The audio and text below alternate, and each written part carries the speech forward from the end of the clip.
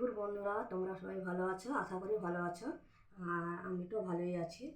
আর আজকে যেহেতু একাদশী ব্রত, তাই জন্য আজকে তোমাদের সাথে শেয়ার করছি আমি কি কি রান্না করেছি।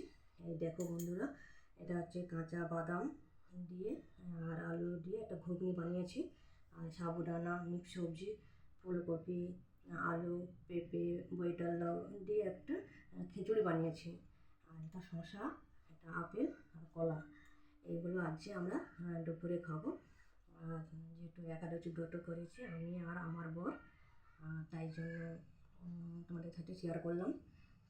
বন্ধুরা, তোমরা কে কে একাদশী, মানে কারা কারা একাদশী ব্রত করেছো তোমরা সবাই জানিও। ভালো থেকো বন্ধুরা।